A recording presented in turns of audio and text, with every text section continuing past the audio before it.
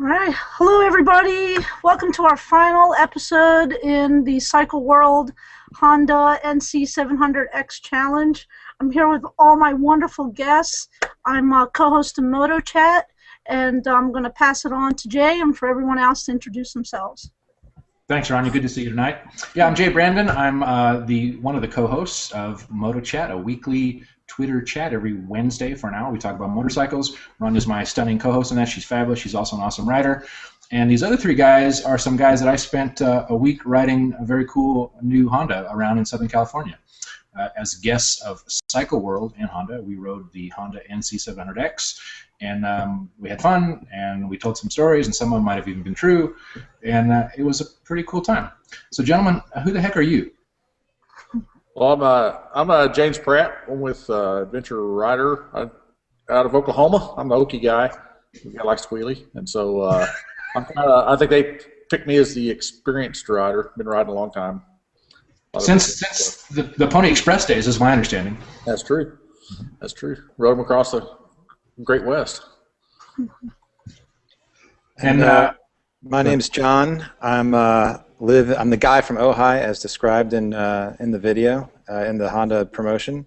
I've been around for about 10 years, and I have a coffee business. I just got off the boat from China, so I'm a little, as you can see, a little rough around the edges. It's very cold there, and happy to be back with my fellow riders. I missed you guys for the past couple weeks. I got lonely without you.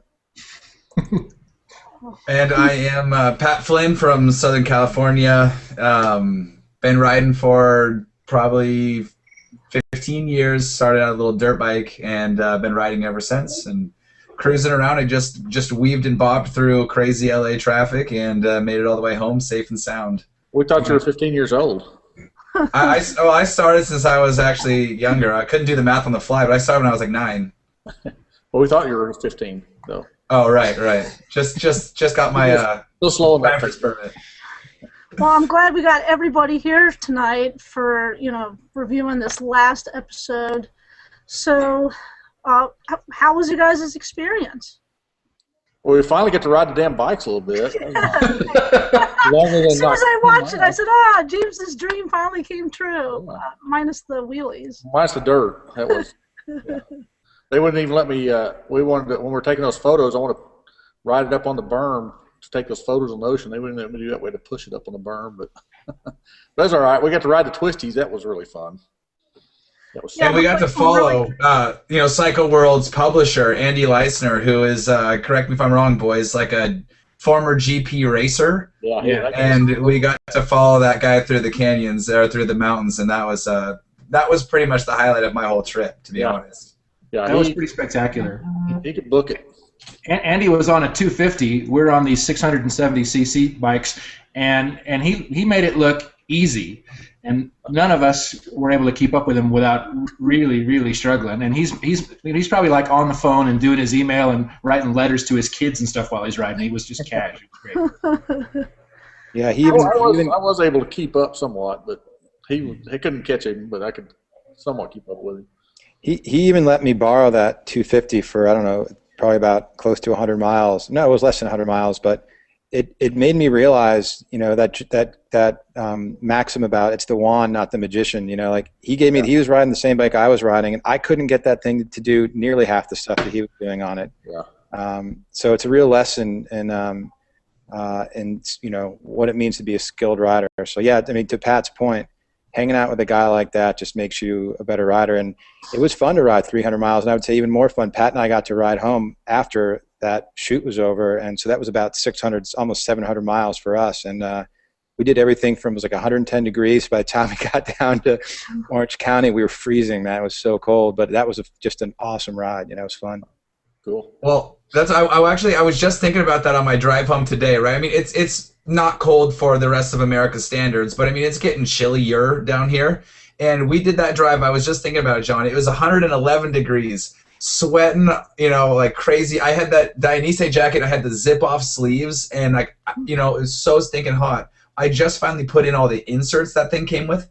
Full, like, thermal vest, plus a full waterproof thing, you know, a windbreaker, and then the outer shell, and it is toasty, and it's so nice to have that now. So I was just thinking that that jacket's been in, you know, 111-degree weather, and now like 50s.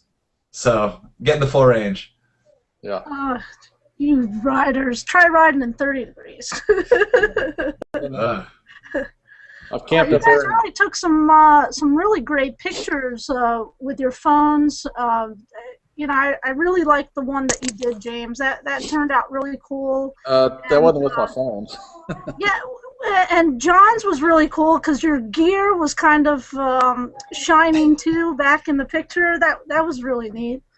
Yeah, but you know what's funny? Like we literally, you know, in the contest it said we had all day to take photos. We didn't have all day to take photos. We had basically about 11 minutes before the sun went down to snap those off. Yeah. So I'm not trying to make fun of Cycle World, but that was technically very challenging. And the best photo I thought from that experience was actually James came and found me, and we were riding back together. So I asked him to ride in front of me, and I snapped some shots off with my left hand, and that was the photo I really thought was the one I had submitted, but apparently Cycle World liked the other one. So. But it's fine, you know. Those guys took such amazing photos. I could have had a naked woman on top of the bike with me on it, and it wouldn't have made a whole bit of difference, you know. My wife just. When I saw James's picture, I thought it was all over. I mean, we had some cool pictures, and James's were in a class by themselves. But Well, I am a professional photographer. yeah, I was gonna say, just so the rest of the world knows, that's kind of your job, isn't it, right, James? That's what I do for a living. The rest of us are just hacks. So. Hey, well, yeah, not to be a complainer, but James got to use his SLR and his laptop and Photoshop, and was an hour late to submit his photo. I was not an hour late. I was on time. They were trying to rush me. That's what that kind of pissed me off because I was getting my thing ready, and they kept trying, hurry, hurry, hurry. And I was going. I wish Bill was here to counter that statement. I didn't know that, Pat. That's interesting. Maybe we should protest this. I've been complaining to Garrett on Facebook. This was an Instagram challenge, not an SLR challenge, James. Yeah, exactly. You should have used your phone, James. Oh boy. They just said you had to sit on Instagram. Nobody said you had to use it on your phone. But then that goes back to what John just said about the whole magician and wand thing. I mean, I think the result would have been different. I don't think it would have. I mean, James has phenomenal photography skills, so. Not challenging that. No. He is the man. So, Pat, I want to know, did airport security give you problems taking home that trophy? Oh, my God. I live locally, so I didn't have to fly. You drove it home. So how'd you strap it to your bike then? I didn't have a bike. I had to drop the bikes off at Cycle World, and then I had to get a ride back from Cycle World because I didn't have my personal bike there. I was on, you know, the Hondas. But you know, I had that trophy, and I've basically been hiding it in my workshop because I didn't want to show. You know, I'm trying not to tell anyone. I don't want to hype it up. I don't want to get in trouble that I've won. You know, and it got released early. So I mean, it's been stuffed in the back of my shop, like just hidden. So now I can at least finally bring it out and put it on display or something. So That was sweet. If I had, well, I've been using it as a magazine rack because, like, if you saw in the pictures, it's got like 2 backdrops of mountains, and I can just slide the magazines right in there. If I'd had any inkling at all that there was going to be an opportunity to ride a bike back to LA from Fresno, I would have been with you guys. When we were up at the ski resort up there by road, that's only about 5 hours from my house going over the Sierra. And what is it, like 7 or 8 hours, something like that, back to LA. So James and I and Bill got to lift back to the airport. There was mass chaos at the airport. I never saw those guys again. We got to the airport, what, James, like 1 o'clock, 1:30, something like that? I don't know, 2, fairly early. And my flight wasn't until like 4:30 or 5. It was delayed a couple of times. I had to go through San Francisco. There were delays there. And then into Reno. The Reno airport is an hour's drive from my house. I got home at 3 o'clock the next morning. You know, it took me like 14 hours to go what I could have driven in 5. And if I mean, riding a bike back to LA and then flying, I still would have gotten home faster even if I'd left at the same time. So, it was cool to have free reign on the bikes, you know. And after riding the NC700X for a week, I convinced Cycle World to let me take the Honda VFR 1200. That's sweet. And hopping on a 1200cc bike after, you know, a 700 was a pretty exhilarating experience, and to be able to ride it, you know, without having someone watch over you, without any handlers. but it was. Had you That's pretty cool. had you ridden that big Honda before, Pat, or anything? I'd never ridden over a liter. I'd ridden a 1,000cc bike is the biggest I'd ever ridden. So no, it was the biggest, fastest, meanest bike I'd ever ridden. And then to get it for 7 hours going through the mountains is Awesome. pretty awesome.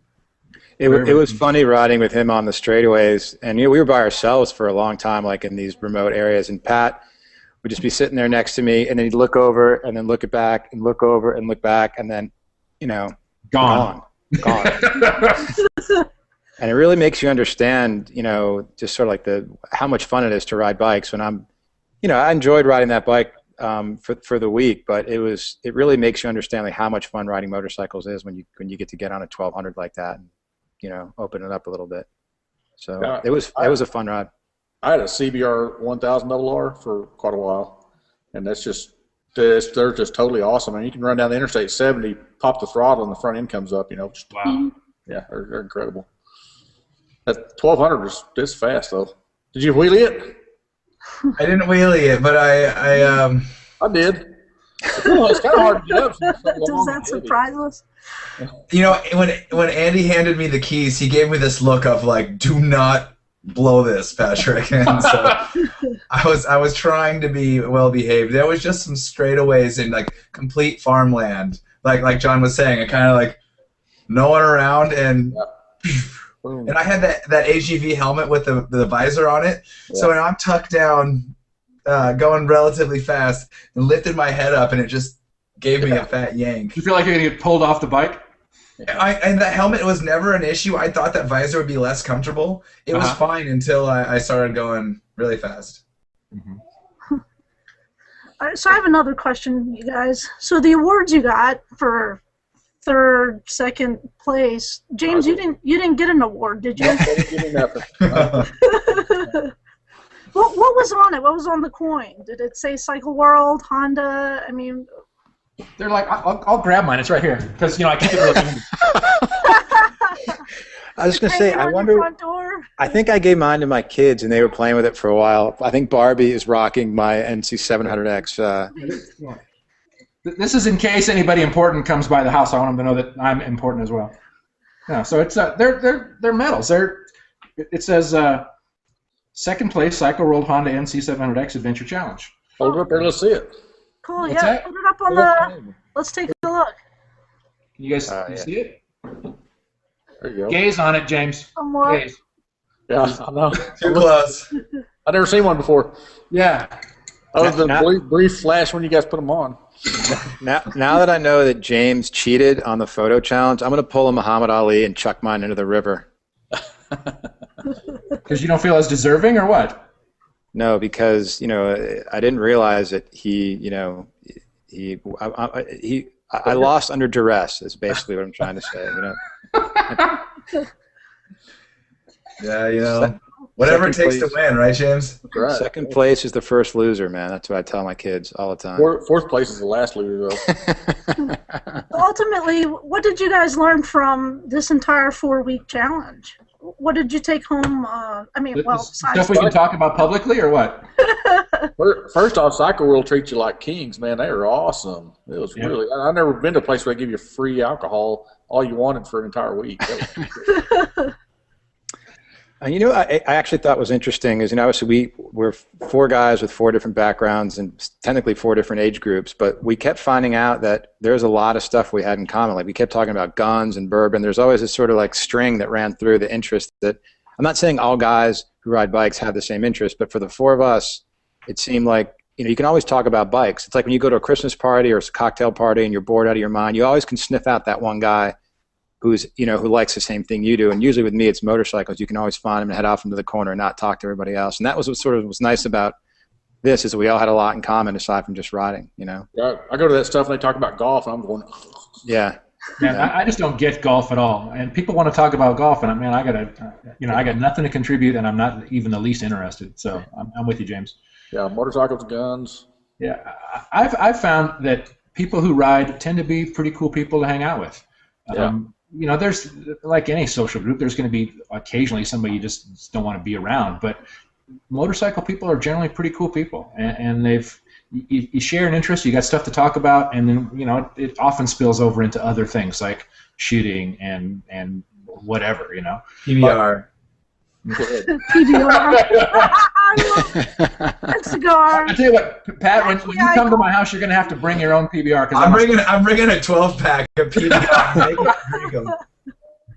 I'm going to drink your bourbon while you drink PBR. That's not going to happen, bro. Sorry. The other thing I kind of was surprised with is the bike itself. Before I went, I was really thinking, man, there's no way this bike's going to fit me or anybody I know. It looks like it's not that good of a adventure bike because I'm used to a lot of off-road, riding KTMs and dirt bikes, but then when we actually got on the bike after we rode it a few days, I was really pretty surprised. It's a really good bike for a lot of people. So I just kind of turned my head. I was a naysayer before I went, and I still wouldn't buy it today. It's not for me, but I can see it fitting a lot of people. It's a really nice bike. I think Honda's done a good job on it. James, are you talking about the ergonomics of it, or the rideability, or just the whole total package? The ergonomics are fine. I think it's great ergonomics. It's a little underpowered, and it's not really set up for true adventure ride. I mean, what I call it's not really set up for off road. You can't. It's really I'd be real hesitant to take it off a lot of dirt roads and bang the skid plates and get in the dirt and really tear it up very much. It's kind of like a Ducati Multistrada in that. You got a beautiful Multistrada they claims an adventure bike, but who wants to take a beautiful Multistrada and go beat the crap out of it, Just because it's $20,000? Well, I mean, my Beamer's $20,000 too, but they're kind of designed for that. They got skid plates and armor and wire wheels, stuff like that. Yeah.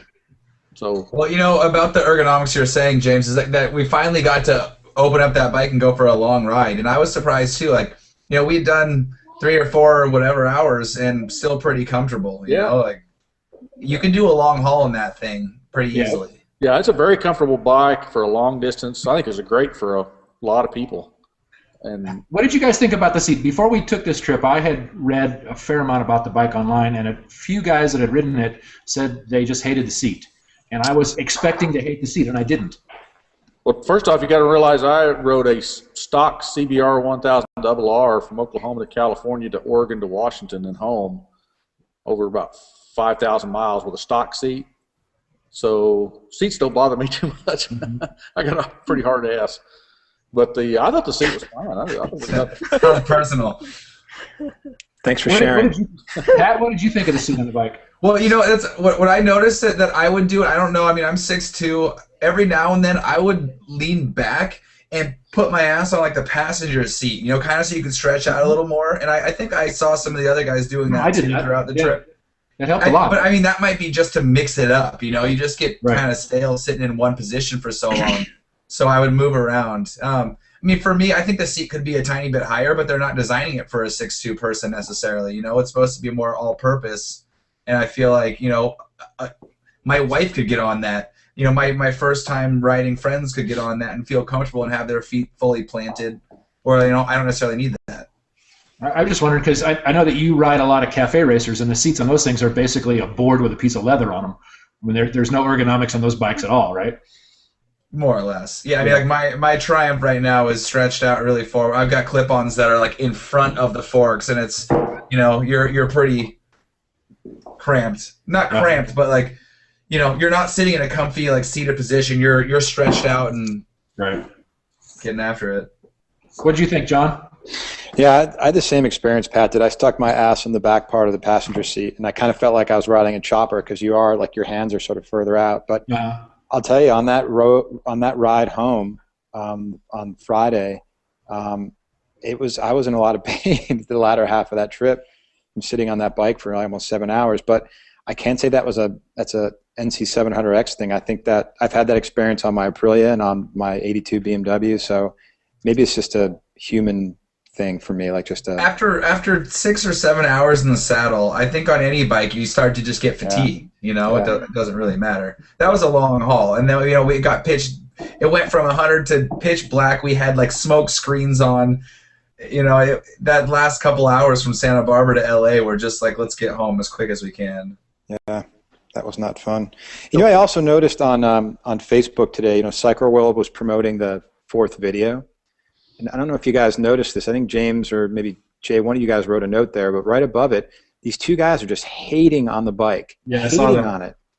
Yeah. And I was really surprised, you know, because you think mostly for the most part, motorcycle guys are like always stoked that they're bringing out new bikes, and you can make fun of Hondas if you want because maybe they're not the sexiest bikes in the world, but I don't know, I was just really surprised to see that people like, you know, who obviously are enthusiast riders were cramping on a new bike that was coming into the market and just taking the piss out of it, having not even ridden the damn thing, you know? I think they're just haters. I mean, there's haters everywhere, and I think, you know, if Cycle World was a little tiny magazine that no one ever heard of, it wouldn't attract the haters, but, you know, they're huge. They've been around for a long time. They've got a long legacy, and they're an easy target. I think part of the target is, you know, the really hardcore adventure riders, the guys that travel around the world or ride their bikes in really strange, unusual places. You know, a lot of people that ride the adventure stuff, they come from a dirt bike background. Any other KTM guys, they come up through that and they look at a bike like the Honda and they're going, well, who in the hell would ride one of those things? That's not a dirt bike. That's not an adventure bike. You wouldn't ride that around the world. And they're probably right, but it's not what it's really geared for. You know, that's not how it's. I like what Jay said. Is, you know, adventure is really what you make of it. Right. Any motorcycle is an adventure motorcycle if you ride it. I mean, guys have gone around the world on scooters and big cruisers and bicycles. Yeah. You know, I'd say I'll take those guys and give them one of those haters that you're talking about, James, and give them some credibility when they come home from a round the world trip on whatever the hell they rode. Then I'll listen to them. I'll tell you, if I was going to ride around the world, the bike I'd take is a Honda XR 650L. Yeah. Old technology, old stuff. That's be an awesome bike. You know. Well, I mean, but that seems to be what's throwing people off is that adventure tag in the name of the bike. Yeah. I think that's a bit misleading too, and I agree with all of you. I mean, I think you could still absolutely have adventures, and I think you could probably sift in the springs. You could put some knobby Euro tires and still get away with doing like fire trails, you know, and exploring. I'm not saying jumping logs, but you could go find some cool waves, and I could go, you know, for me, I could go up Central California and up and down the rolling hills and take it off road and still have some adventures. But the guys who, you know, that category of adventure bikes is typically like the Super Dukes or, you know, the bigger KTMs and the BMWs and that kind of stuff. So when you're going to lump a bike like that into that kind of elite category, you're going to get the more elitist guys. And James, like, not you're an elitist, but you fall into that category, and you were like, hey, don't call that an adventure bike when, you know, when we're doing this manly, gnarly adventure stuff. James, I think there needs to almost, because that bike is a bridge, right? I mean, it's not. Right. All my friends ask me too, like, what's your candid opinion? Like, it crosses boundaries, you know. It's not just a commuter. It's not just this or that. So it kind of needs a name that fits that. Right. Yeah, good all around bike. Yeah, James, when you first started riding, there were two kind of bikes. There were dirt bikes and there were street bikes, right? There wasn't 17 categories sliced 42 ways. Yeah. You know, and you either had a bike that you couldn't. Yeah, you had a bike on a street bike, and right. I mean, you had to buy your own damn fairing. You know? Right. In the 70s and 80s, the sort of concept of the universal Japanese motorcycle came out. You know, these big 4-cylinders. They were typically 750s. Occasionally, you got to a liter bike, and those were all around bikes that did everything except motocross. You know, and to me, this Honda is the 21st century interpretation of the universal Japanese motorcycle. Yeah, I think of it. Oh, that's profound, Jay. Dude, that is heavy, bro. That is heavy. You just blew my mind.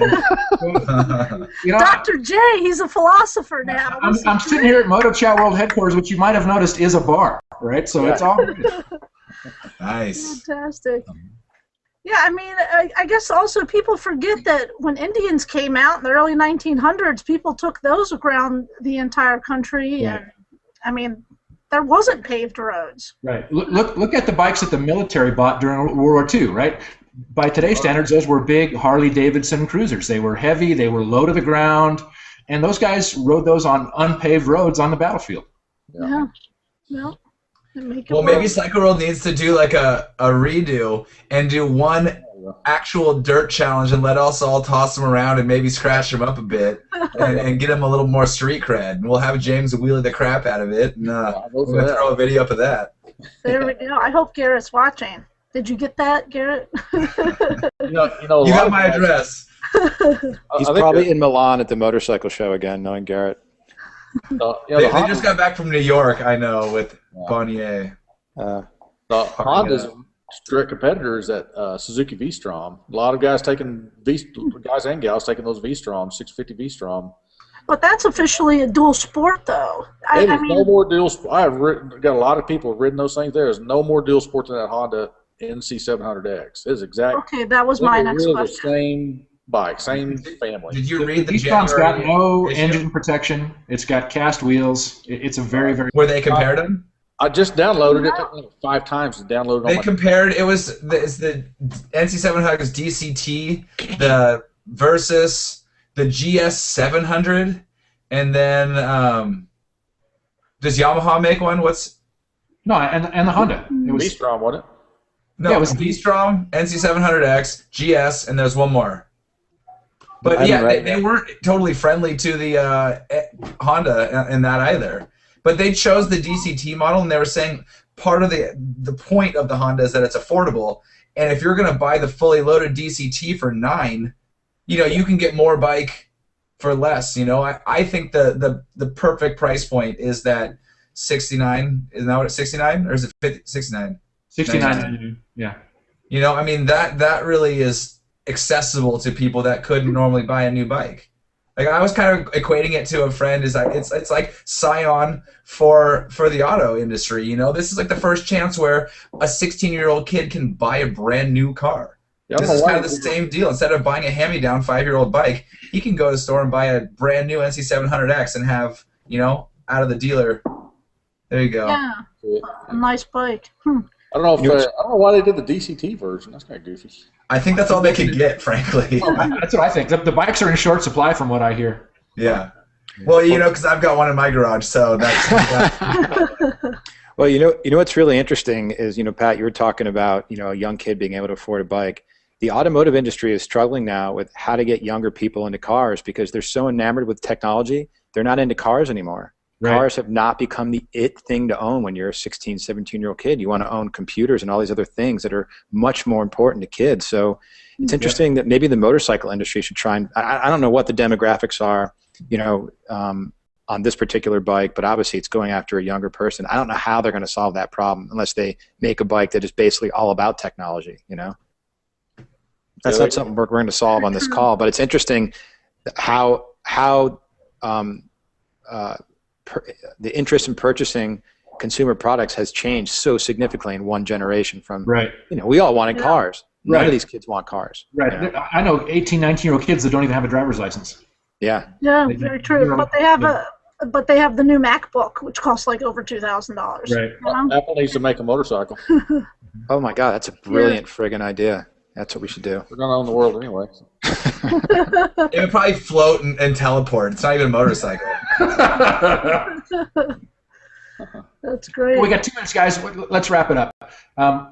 I'll start. I had an awesome time. You guys are welcome at my fire anytime. I'll ride with you anytime you invite me, and we'll bring Rania. It'll be awesome.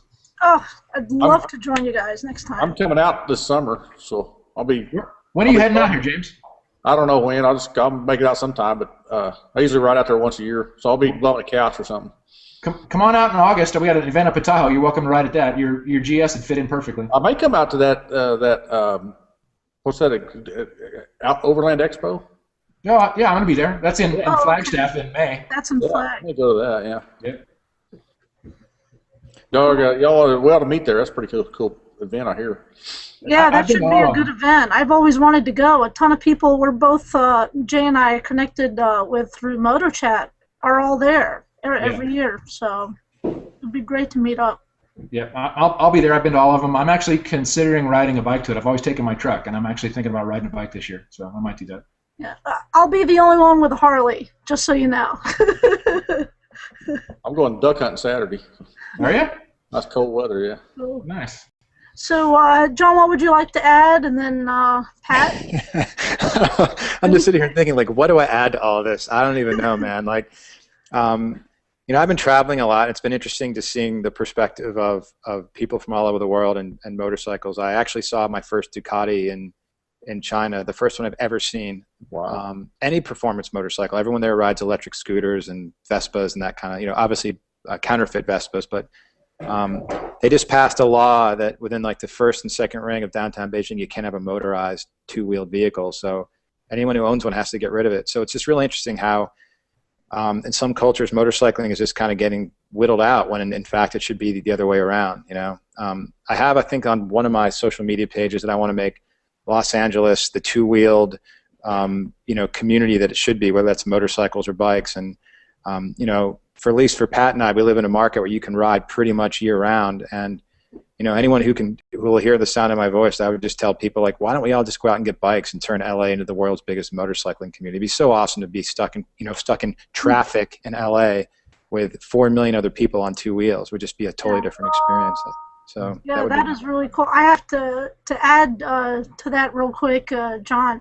I was in Taiwan a couple of years back, and I was amazed.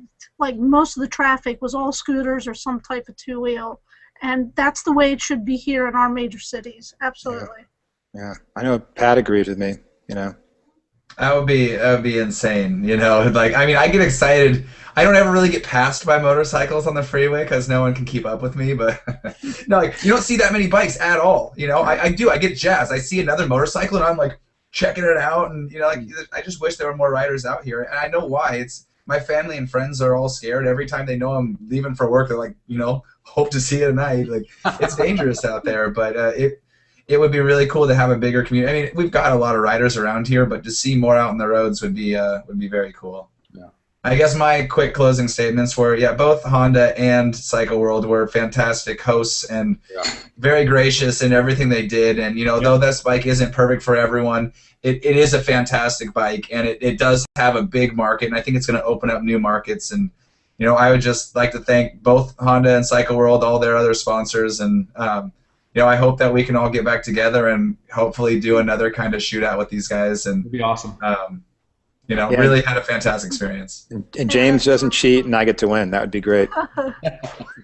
Well, on behalf of Motor Chat, I'd also like to thank Cycle World for letting us put all you guys together and do this Motor Chat, and really meet everybody. This has been great for me, and listening to the experience. I felt like I really was there with you guys. Wish I was. Maybe next time. But, too bad Bill couldn't have been with us with this closing. Oh, Bill, of course. I wonder if he ever. What did he do with that shirt? He's got a yoga class tonight. Next time. Wasn't he borrowed that shirt last minute from someone else? It's like Garrett's shirt, like size medium. And I'm glad they didn't include those little outtakes. That was hilarious. But seriously, awesome. guys, thank you so very much. Appreciate you being here, taking the time out of your busy day. Thank you. So we're just going to sign out. Jay, have a great night. James, Thanks. John, Pat, cheers, fellas. Until Cheers, later, everybody. we will meet Until again. next time. Ride safe. All right, guys.